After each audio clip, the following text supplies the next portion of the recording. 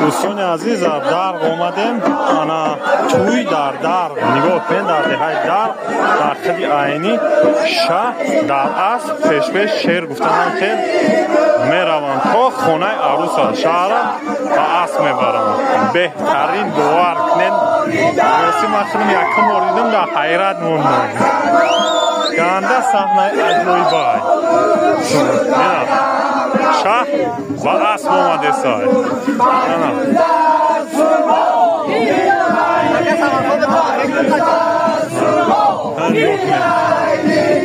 این پردن شاه شعر گفته رفته سن اکفاش اسب یکی باک بهترین اینا همه پیوده رفته سای همه پیش شاه پیوده رفته سای اکفاش اسب اومده سای